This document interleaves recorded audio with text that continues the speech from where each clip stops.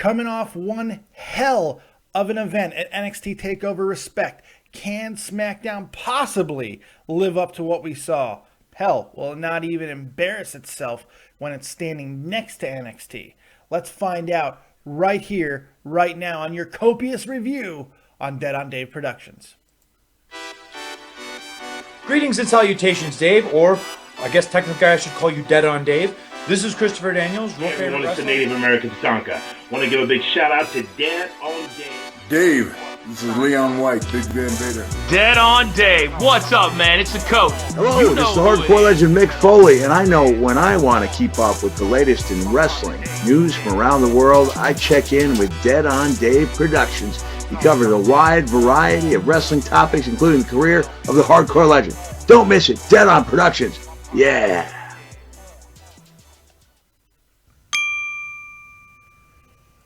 What's going on, everyone? It's your boy, Dead on Dave. Welcome back to the channel.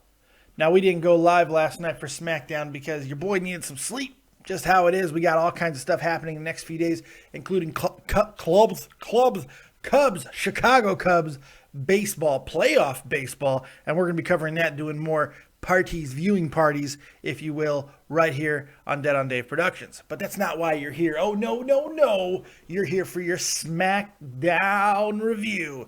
And as you know, I haven't watched SmackDown yet. No, I do that right here, right now for you and give you up to the minute, match by match, segment by segment, breakdown and analysis. Because I analyze things. Because I'm an analyzer. I'm a little pumped up this morning. Got some sleep. Yeah. Boom! It's a beautiful German morning. Not really. It's pretty gross outside. It's raining and shit. But that's okay because you're here with me, shielded from the elements as we get into WWE SmackDown this week. I'm pretty excited about it. It's been good the last 6 weeks. There has not been a down show in SmackDown for about the last 6 weeks, which has been a great thing because, coincidentally, during those same 6 weeks, Raw's been unwatchable. So WWE doesn't want to give you everything you want, so let's see what they do tonight with SmackDown. I looked at some of what happened. It looks like a fairly promising show. Let's get into it and see if it doesn't embarrass itself, because NXT TakeOver was friggin' the balls. It was so good. Also, throughout the show, I'll be throwing out little tidbits from that show and a little bit of news stories, so stay tuned for that. Yeah, I'm not giving it all to you now. You got to keep watching the review if you want to hear some of the new breaking news, like, I don't know, a former TNA wrestler that a lot of people liked making his debut at an NXT taping. Well, you can find out who that is right here, or you can just go Google it, and then you'll find it. But I want you to stay here. Stay here and keep watching. Here we go. Let's start the SmackDown review. Here we go. All right, about 10 minutes in, and we got our first little promo done. The New Day come out, and I feel like I say this every time, man, but they give, once again, one of their best promos they've ever done. This one was a little bit different, dropping names of all the other factions that they're better than and why they're better. I like that. They didn't just do what, like, the Ascension did. Like, we're better than these guys, and they're old and blah. No, these guys gave reasons as to why they're better, their domination of what they did on Raw, and it was really well done, and very smart. And I really enjoy what they do. Their facial expression, their facial expressions, the way they sell to each other, the way they play off each other, they seem like they're genuinely having a very fun time, and it makes it enjoyable as a fan. And that's why I dig these guys so much, because they draw me in. Because they seem like they're having a good time, and I'm like, oh, damn, this is great. I'm captivated by it. It's great. Dolph Ziggler comes out. He's all kinds of pissed off, so he wants a match with Big E. And then the New Day says, of course, it'll be a fair fight.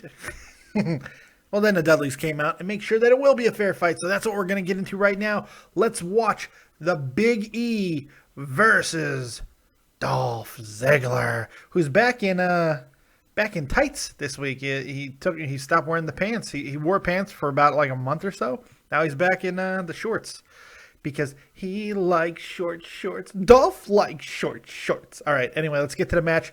and see what Big E and Dolph Ziggler do with their time on SmackDown. Here we go. 17 minutes in, 18 minutes almost actually, and we get the end of the first match. Big E and Dolph Ziggler, they got about 7.5 minutes worth of action in there, and that was pretty damn good. I thought the match was really, really well done by these two. Not two guys that you would think that would work together very well. In fact, we've seen this feud before when Dolph and Big E split from each other, and they had a series of really bad matches. So seeing the evolution and the progression of Big E is fantastic, and Dolph has gotten much better at wrestling bigger guys, which is pretty cool too. So they had a really decent match. I thought it was very well done. It was enjoyable to watch, and that was good. And not a classic by any stretch, but there was no terrible botches. And when you have the New Day out there commenting and doing their analysis like they had microphones in their hands, you can't ask for too much more. Tricep meat. It's just great. Everything they say, everything that they do. At one point, Xavier even played Dolph's theme music on his trombone. I mean, it's ridiculous. It's so entertaining. It kind of takes, in fact, sometimes it might be even too much. It might take away just a little bit from the match, but in a case like this where you're not going to get an epic match because for some reason, they're not Ring of Honor and everything is a 50 million kickouts and all that. Not saying that's always a bad thing, by the way, but because you're not going to get that with just a random match on SmackDown, for good or bad, it's actually a really good thing that we have these extra things going on that just adds extra entertainment value. So no matter what you're looking for, there's something there to watch or listen to. So I appreciate that. I think that's pretty cool. So let's get back to SmackDown and see what's next. Looks like we're going to have a little bit of recap from Madison Square Garden, but let's see. 21 minutes and 40 seconds in. Is anyone else noticing that they're showing an Undertaker graphic with full hair? Like shoulder length hair past his shoulder. I just found that interesting. I don't know who dropped the ball on that, but it's kind of weird. Like Undertaker 6 years ago. Interesting. And once again, they're touting up the fact that this is going to be the last battle between these two. So the question is going to become, what the hell is going to happen at Mania? For both of these guys, that does free up 2 spots. It takes away the biggest money match on the card, potentially besides Austin Lesnar, which may not happen at all. Probably not, in fact. But the next biggest match is Taker Lesnar, and they're taking that off the table now to give us that Hell in a Cell, their final battle. We'll see if that turns out to be a good idea. It all depends on who's available and what's going to happen. Should be good fodder for us to talk about over the next few months. But let's go ahead and get back into SmackDown and see what's next, shall we? 24 minutes and 20 seconds in. Are they actually trying to salvage this Summer Rae Rusev situation? It seems like they might be, as long as Rusev keeps slapping Summer on the ass like that. That shit's funny. You can't do that nowadays, though. It's objectifying women. No, not finding that shit here. It's a slap on the ass, people. Jesus. Chances are that if you are watching this and you got offended by Rusev slapping Summer Rae on the ass or me saying that it's okay, you probably don't belong here. More than likely. That's okay. As my good friend Tommy C would say, right upper hand corner, click. That's it. But I don't know if it's going to, any amount of comedy or, actually sensical storyline is going to save this between Summer and Rusev. But hey, give it a shot. What's the worst that can happen? It can't get much worse. So let's see what happens now. Looks like we're getting a little diva action on SmackDown. Let's see where this goes. So right around 37 minutes in, we got a six-woman tag, and it was a 6-woman tag. I mean, there was nothing spectacular about it because it's a 6-woman tag, but there were some good moments. I mean, everybody got on a little bit of offense, and that was great. It was Natalya, Paige, and Charlotte versus Team Bella, which is fine. The best part of it for me was after the match, after Charlotte gets the victory with the figure 8, because it's twice as good as her daddy's. We got Paige talking about how PCB is still together and how she doesn't like that Natalya's horning in on her girls and all of this stuff. But I don't know what are they doing with Paige? What are they doing with Paige? And is this all about Paige dropping an F-bomb during a damn Q&A? There was a Q&A about a month and a half, 2 months ago, live on the internet. She did a Q&A with Scott Armstrong was there. and she was answering questions. She started dropping fucks and stuff, and Scott Armstrong actually chastised her during the event. So, and some people are thinking that might have something to do with what's going on. She's just gathering heat after heat after heat. Apparently, some people didn't like the way she was on Stone Cold's podcast, which is around that same time.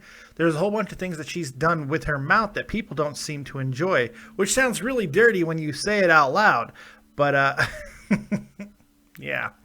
But it's unfortunate if that's the case. But at the same time, she is still a very, very young wrestler, and maybe this is their way of kind of trying to put her in line a little bit. Whether or not you agree with that, it sometimes does need to happen. She's very flippant in the things that she says, so you got to be a little bit careful. They see all the talent in the world in Paige. How can you not? She's ridiculously talented, but she is still a little rough around the edges. So we'll see where this goes long term. Hopefully, just some good matches with Natalya right now until they really put her back into the spotlight, and obvious somewhere down the line a number one contender for whoever has the Divas title. So we'll see. Let's get back to it and see what's next on Smack Digging It Down. Yeah, musical Dave. Boom. 49 minutes in, and I gotta say, I'm quite surprised at the decent match that we just saw to Rusev and Ryback. Not a bad match at all. Very hard-hitting, physical, but there was a little bit more to it as well. A little bit more storytelling, traditional storytelling with the wear-down holds and all that you'd like to see. And none of it was bad. None of it seemed like it was really poorly done, which, if you know Ryback especially, that's not always happening. Usually everything seems very forced, but these two have seemed to gather a really good rapport with each other, and it's coming through. The match was very solid, and it's heightened by Kevin Owens on commentary. Kevin Owens on commentary is a must. I would listen to this guy when he's done wrestling, he needs to be on commentary. I don't even mind his little Quebecian accent where he kind of can go like this a little bit. You know, he'll do the Canadian stuff sometimes, but I don't even mind it because, I don't know, just the way he talks is fantastic. Love everything about Kevin Owens. It's really, really entertaining because he gives 0 to -0 fucks at any given time. It's great. It's refreshing because nothing seems forced with him. Everything's very natural. By the way, speaking of Kevin Owens, if you haven't had a chance to watch this week's Table for 3, skip it. I got to be honest. Kevin Owens, Cesaro, and Dean Ambrose. When you hear that those three are going to be sitting at a table and doing a talk like Table for 3 has been, it's been so good. This was the worst one. When you see these three together, there's no way this could be bad, right? It's edited the shit. It's like these guys went on too many tangents, and it's just edited the shit, and it's not good. It's just really bad. It seems like they're not being genuine because it's very heavily edited for whatever reason. They talk about a bunch of nonsensical stories that has no bearing on anything. It's just everybody else seemed to have a point, a flow. Even Ryback, Daniel Bryan, and Dolph Ziggler, who you would think would be the worst conversation of all of them. It wasn't. It was pretty good. It was pretty damn good. But this one that seemed like it could not miss, Cesaro, Ambrose, and Kevin Owens, was horrible. And I think the biggest reason why is Kevin Owens didn't talk that much. Cesaro talked. Now, if you want a perfect example as to why Cesaro is never going to get pushed, just go watch Table for 3. Count how many times this guy says like. He has no personality. Like when, like it would be like, it's just all he does. And usually, now I'm not saying that everybody's like this, but when you run into somebody who has to constantly use the word like all the time, it usually is a tip-off that they don't have a lot to say. Their vocabulary is not very good, or they're just boring individuals, whatever the case may be. Lack of personality syndrome, or sometimes it can even be a sign of not being hyper-intelligent. Now, I'm not accusing Cesaro of that. What I'm saying is maybe he was just nervous. I don't know, but he did not come off well in my book. In my eyes, he did not come off well during that Table for 3. I thought it was just like he did not get to the fucking point at all. Dean was great. The little bit Kevin Owens was able to talk was great, but Cesaro dragged it. It was the longest 25 minutes I've had on that show. It's just like, oh, God. So that was a little disappointing, but, it is what it is. Let's get back to SmackDown and see what's next. 56 minutes in, we get a strange Wyatt promo talking about Hell in a Cell, and then Braun Strowman talks about how he used to squeeze rabbits. And I swear that's what he did. I used to squeeze rabbits. Run, rabbit, run. I like Braun Strowman, but stop. Just stop. Oh, boy. All right, let's get back to it and see. It looks like we're going to get a little bad news Barrett action. Neville, bad news Barrett? Oh, okay. We've seen this before. Let's see what happens. Okay, so we just got another match. 105 in. We got the finish to the Neville bad news Barrett match. Good match. Really good match between these two. They always have good matches together, but once again, Neville takes another loss. Bad news Barrett, a guy who was losing all the time, beats Neville impressively with a bullhammer out of nowhere. Really good match. Not a bad match at all. Neville got a lot of offense. They got about 10 minutes to work, so that was a lot. But it's just weird to see Neville continue to lose. And I know there's a good majority of you guys who just hear Neville losing. You're like, well, this sucks. Well, go watch the match, because sometimes wins and losses aren't the only thing that matters here. And it was a really good match. I think too many people get lost in that, by the way. It's like, oh, Neville loses, so this is stupid. They're burying him. Maybe not. I mean, people come back and forth all the time. Look at Bad News Barrett. He's been up and down, up and down. Not everybody has a set place, and sometimes it takes people a long time to get to the spot that they'll inevitably be at. So give it time until Neville is gone from the WWE. Let's not jump the gun and think that it's over, because it might not be. As promised, man, here's a little bit of news coming out of NXT. It is confirmed James Storm, the Cowboy, he is signed, or at least performing with NXT, as he made his NXT debut at a taped show. So we should see him next week or the week after. At the NXT tapings, we saw him, and he had a match, and that's pretty cool. I like James Storm, but apparently he's working under some kind of player-coach kind of deal. So he'll be coaching at the Performance Center as well as being an on-screen talent, which I think is the best deal they can give to a lot of these guys, because James Storm is, I want to say he's pushing 40. So these guys are definitely up there, but they can add a lot, not only to the on-screen product, but sharing their knowledge and experiences, especially a guy like James Storm, who, while having success in TNA, has not had a huge amount of success on the mainstream scale. And I think he's going to have a different perspective than other people would, which is pretty cool, man. So that's exciting. So there you go. As promised, Dave delivers. Let's find out what happens at the end of this SmackDown, shall we? Hey, so there you have it, kids. That's the main event. Randy Orton and Roman Reigns versus the Wyatts. Bray Wyatt and that mountain of friggin' rabbit killing machine, Braun Strowman. Once again, these four guys seem to really get a lot out of each other. Randy being involved in it for, apparently no reason, but he does a lot to it. He adds credible star power, and the guy just does wrestle well. Let's be honest here. They made Braun Strowman once again seem like this unstoppable monster, which is just really fun to see. I wish they'd go a little bit farther with it. I wish that he would really start crushing people in singles competition, but hopefully that will happen at some point. The match itself was pretty good. It was chaotic and hard-hitting and physical yet again. I think it was probably the worst of their last 4 or 5 matches that we've seen in this context, but that's not even saying that much because it was still fairly good. Bray eventually gets disqualified by going to the solar plexus of Roman Reigns with a steel chair, and then basically the same thing that always happens on SmackDown. The good guys go over.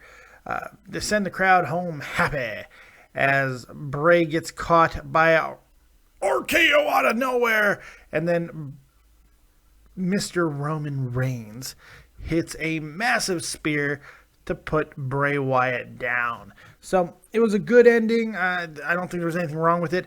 The whole show was kind of this way, where there was nothing wrong with this show, wrestling-wise especially. There was a little bit more Raw recap that we've seen in the past few weeks, which does kind of take away just a tiny bit. Nothing epic, though. No epic moments in tonight's SmackDown aside from the New Day. So I would have liked to have seen the New Day once again ending the show in some capacity as well. Having just one segment when you're dominant is a lot different than dominating the entire show. That being said, nothing wrong with it. It's a solid 7. Solid 7. But no higher than a 7. It's the best 7 you can get, but it's no higher. I mean, like, I'm not even considering a 7.5. It's a 7. But you're going to take that all day long. I mean, it's entertaining, very watchable. The 2 hours did not drag on whatsoever. So that's all you can really ask for, too. So what do you guys think of SmackDown? Let me know. Hit me up in the comments section or go on over to Twitter. Hit me up at DeadOnDaveV. You can also check me out on my new website, www.deadondave.net.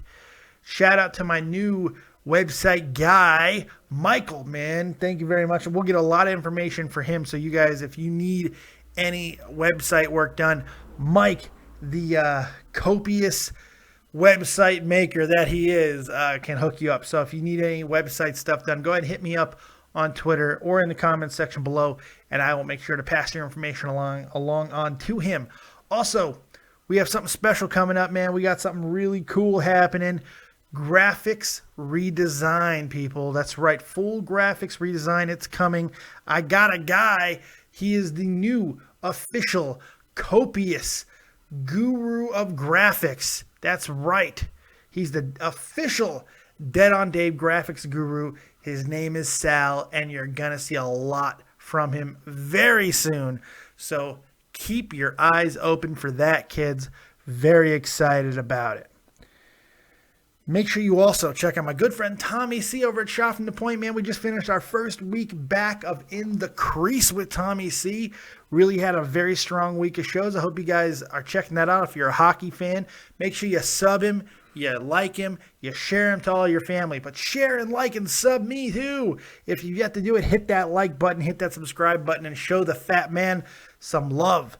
All right. Hey, I really appreciate you guys watching yet again. Let me know what you thought of SmackDown. I want to hear from you. That's what this channel is all about.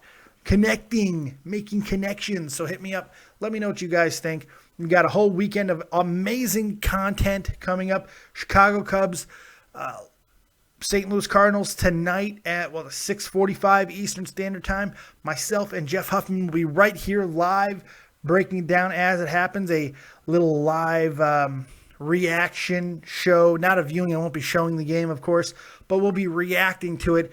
And considering he's a Cardinals guy and I'm a Cubs guy, things are going to get pretty crazy pretty quickly. So that's very exciting as well. I'm handing my bowl of cereal to my wife. That's what this motion was here. Anyway, thank you guys very much for joining me. I really do appreciate it. Make sure you're checking out everything that goes on within the channel. And we'll see you next time. Like, subscribe, and share. And as always, if you don't have talent, have talented friends. Doesn't get much simpler than that. Keep it copious, bitches. See you next time. Peace.